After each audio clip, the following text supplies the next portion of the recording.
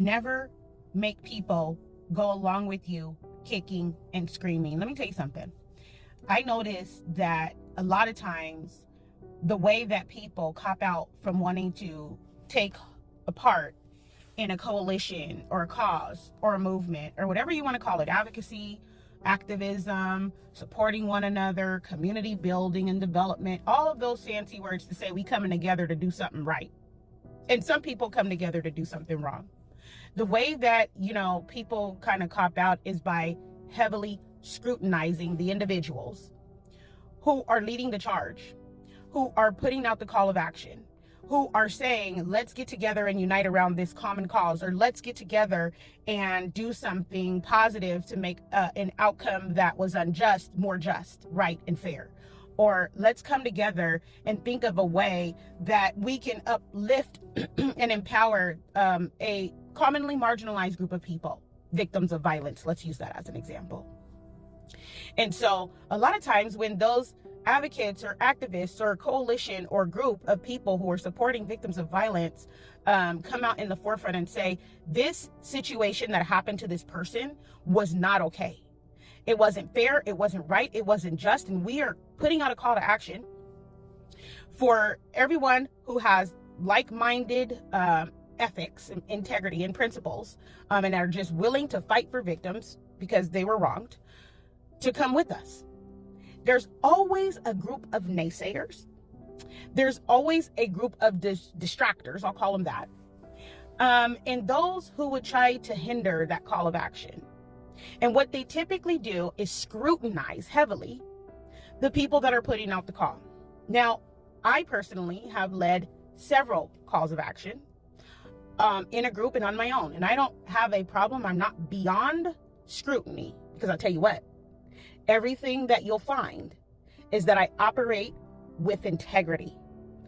Every single situation that a parent has brought to me about their child, I treat it like that is my child and I operate with integrity. But I find that people who scrutinize the activists, advocates, and those leading the charge, when they wouldn't, the people that are scrutinizing are not leading the charge on certain situations and issues. I find that that's fickle, okay? Because what do you expect to happen? That people do nothing? That people just sit back and say, well, I'm going to be held to public scrutiny or the scrutiny of a select group of individuals around my advocacy, so I'll just sit here and do nothing. Now, how is that helping, right? How is that helping a child? Now, listen, I do believe that checking someone's statements, checking someone's history of efficacy, have they told the truth before? Have they come out in the forefront of issues and created results before? Have they been able to move the needle when they're talking about changes in community, changes in the legislation, changes in policy, changes in the demands that they make, applying that public pressure so that the people have a voice? Have they shown themselves to be effective? Or are they making claims because of another reason? Maybe for monetary gain, maybe for attention, maybe for some level of notoriety, but then they have no results in what they do. It's all a sham, right? Yeah, definitely use discretion and discernment in that. But far too often, the scales tip on the people that are really just out here trying to make a difference, the people that are really just raising voices of those people that have been harmed. And it looks like the scrutiny is more heavily upon them than it is upon those people that are fraudulent, that are making claims that they can't back, that are out here causing all this drama and discord. And so one thing that I don't do is pull people along kicking and screaming, because that's how you get the wrong people on your team. And so I don't care if it's just me and one other person that has integrity, or me and 5 people that have integrity about everything that we do, or a group of people.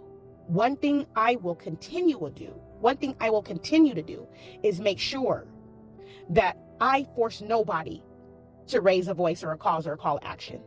And that even if it's just me, and even if it's just me and the Most High God, I'm going to go forward and every day be persistent in what I say and what I do to bring justice to people that are harmed. And the majority of the people's voices that I have lifted, whether it be because of personal situations in my family or people contacting me about their children in school or people in the community that just know what I do and come to me, have been about children. And I'm not going to stop.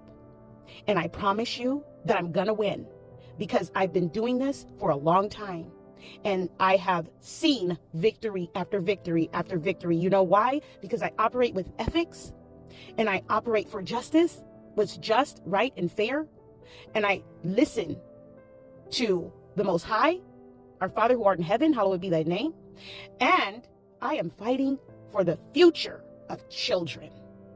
So if any of you have any questions about what it is that I do or what it has been that I've done in the past with regards to advocating for marginalized communities, then ask. I have no problem answering questions. I'm sure you've seen some of my verbal, or audio or video, segments before, and I have no issue answering questions. But what I will not allow you to do is weaponize your questions in a way that sucks my energy, or to continue to pose questions after I've already provided you with a significant amount of evidence to be able to understand what's happening. Because what that does is wastes my time.